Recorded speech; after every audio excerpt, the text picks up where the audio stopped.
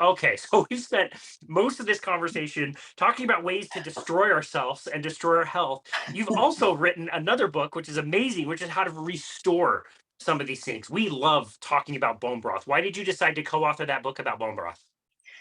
Yeah, I started researching bone broth before everybody else. I was sort of the pioneer there. I wrote a paper back in a little after 2000, actually part of my PhD program too, on proline and glycine and why these so-called conditionally amino acids were essential for good health. And how, while the body theoretically can produce those amino acids from whatever else we're eating, the fact is most people aren't healthy enough to do so. So I started looking into that, and the obvious question came, well, how can we do this with food? And that leads us to collagen, gelatin, bone broth, and basically a nose to tail diet that includes every part of the animal, including making soup out of the bones and joints and skin even. Yeah, that's awesome. Do we even know all of the things that are in bone broth? Or are we going to continue to learn about more and more of these elements and how they can help us heal? Well, we have to remember that there probably won't be any stories, any studies on bone broth because nobody can make any money on selling soup. Great point. However, there's been quite a lot of research, so I had a lot to draw on for the book. It's just I didn't have it on broth itself. I had all these amazing 19th and early 20th century studies on gelatin, and there's been studies on amino acids like glycine, proline, glutamine that are heavily in bone broth. And Dr. John F. Pruden's research on cartilage, which is a more specific type of collagen by which we can regenerate joints and heal autoimmune problems and a lot of things. So if you're making your own bone broth, you're going to get cartilage because you're going to be using a lot of joints. If you're Yeah, just making a collagen powder, it's coming from the skin and you're not going to get a full spectrum. yeah. That's interesting. Go ahead. But the gelatin studies were fascinating. There was this old guy, Nathan Gotthofer, who spent most of his life researching gelatin. And he did a whole book on it. Could put you to sleep, but an amazing life's work. And in the 19th century, I often joke that they thought gelatin was sort of the soy protein of the 19th century. They had this idea that they could make gelatin and that could make people super healthy. It could solve the problems of world hunger. We could give it to poor people and they would gain the nutrition. And they found out that it didn't work as well as anybody hoped. So it wasn't looking good for gelatin for a bit. They had headlines like dogs died from gelatin. If you actually look at the study, which I've looked at, the problem was the dogs didn't die from the gelatin. The dogs died of starvation because the gelatin tasted so bad, the dogs wouldn't eat it. Wow. So, Bit of a difference there. Bit of a difference there. Wow. but what we really found from those studies is that gelatin alone, and for that matter, bone broth alone, is not going to give you all the nutrition you need. You also need the meat, you need the organ meats. The gelatin is part of the package, it's not the whole package. Yeah, So that's a really great it's point. essential to be really healthy. But live on it alone, I don't think so. Maybe you want to Yeah. do it for a little while as sort of a bone broth fast for a few days, that kind of thing. That can be useful. It can be good for healing a leaky gut, for digestive distress. A really good thing to be eating, say, if you're sick. And in the late 18th through the mid 20th century, all the cookbooks had chapters on what they called invalid cooking or convalescent cookery, where they were recommending soups and stews and gravies to help the poor sick person's faulty digestion. So is that why we moved away from using broth in the middle of the last century, like you said? Is it because canning had started and increased during the war and that industry had kind of started up? And yeah, where did we go from consuming broth to where I was brought up on bouillon cubes? Yeah, I was brought up on bouillon cubes too. And there's an interesting story behind all that stuff. The original things that they did were done for the military, because as we went into the modern world, the armies got bigger and bigger and they couldn't live off the land. So they had to be able to carry food with them. So they were trying to find ways to dry out the gelatin, dry out the broth so they could carry it with them. And there was a lot of money put into finding ways to can broth, and ultimately there's a very interesting story there, but Campbell's soup is in the picture. And the original Campbell's soup, they took pride in healthy ingredients. One of the founders there was a very amazing chef trained in Paris, no less, who wanted only the right kinds of tomatoes, the quality. And so we had a quality product for quite a long time, but then the commercial business got into it, and we got to make everything cheap, cheap, cheap. And now it's just the Campbell soups now bear no relationship to the way they started out. Yeah. Wow. Wow. Yeah. No surprise there. I know that you are more in favor of making your own bone broth, and so are we. We like to make it around here, especially as the months get a little colder. I think it's a nice, just warming sensation to have drinking broth. Are there any commercial products, broth that you really like, or is it something that you really recommend that people do at home? Well, I think it's always good to make your own.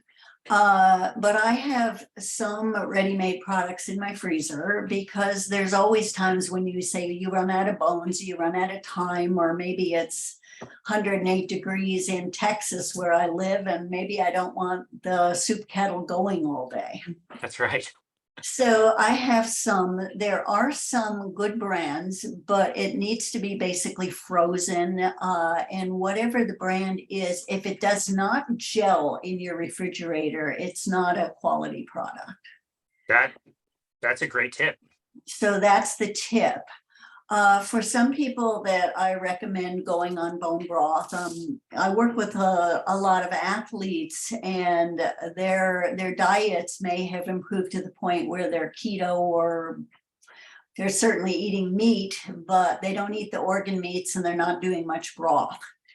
And many of them are suffering injuries, so I'm recommending broth as a way to prevent injuries and to recover far more quickly from injuries. And those people, to start, we often need to recommend some of the ready-made products just so they can taste it, so they can get started, and then bit by bit they introduce it into their own kitchens and get the knack of it. Yeah, that's amazing. There's all those amazing stories from what, about a decade ago, when Dr. Kate Shanahan started working with the LA Lakers and started getting them on more natural foods, including bone broth. And there was anecdote where the late Kobe Bryant rolled his ankle or busted up his ankle pretty good. I want to say it was going to be like a 6-week injury. And on the spot, they called the hotel where he was staying to tell the chef, like, start whipping up some bone broth, get this ready. And he healed up way faster, was able to play a lot more games. And he attributed that a lot to bone broth. I think that's fascinating. Yeah. Well, when my kids were growing up, I was doing karate with them, because I'm not somebody who's going to just sit on my butt and watch. If I'm going to be there, I might as well do it too. And I'm 30, 40 years older than most of the people there. And nonetheless, I'm the only one who's not having joint problems, not having the knee problems, not getting the injuries. And it's Incredible. kind of sobering to see what a mess so many of these young people are. They're trying Yeah. to be fit, but they're malnourished, and they're not healthy. Yep, totally. It's very easy to see just looking around. Like, you can see it in people. It's really sad.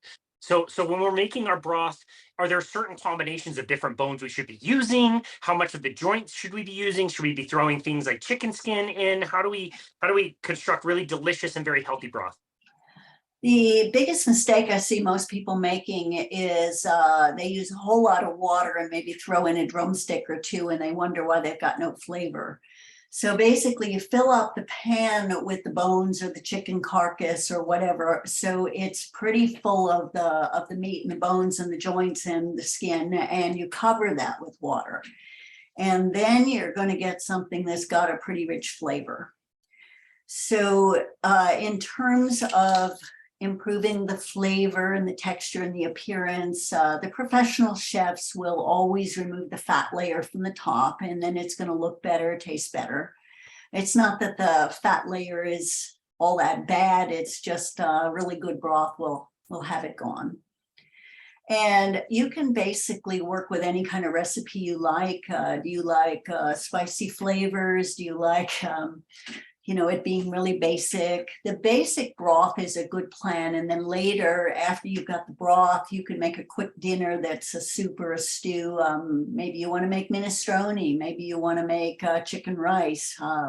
Whatever you want to make, you start with the broth, add the meat Yeah. and vegetables, and end up with the soup you want. Yeah. If you're Maybe- making, say, a vegetable soup, you don't want those vegetables cooking for 10 hours. They're going to be pretty soggy, and some of them have strong flavors. They'll ruin your broth. Yeah, that's a really good point. I'm glad that you made that point. And for people who don't choose to eat like you and I, more carnivore, like if somebody wants to have rice, a simple hack is just add broth to your rice. It makes it so much better anyway. That's a great way to get more broth in. It makes it more digestible. The flavor's better. Everything about it's better. Yeah. And that way you can have, say, a stir fry on rice you've got your collagen, you've got a little meat, you've got the vegetables if that's what you want, you've got the rice if that's what you want, and it's all just much, much better. Yeah, amazing. Okay, so when I have the time and I'm thinking critically about, making bone broth, I'm going to try to find the best quality bones from the best animals that I possibly can. If I can find pasture raised, chicken, for example, I'm going to try to do that. And I'm also going to be cooking it in an actual pot on the stovetop, which takes a really long time. All of that said, like in a pinch, if I don't have a bunch of time, I know that I can go grab a rotisserie chicken and I can cut off all the meat, set that to the side, throw this carcass into an instant pot, throw some, filtered water. It's not the best. I wish I was getting spring water.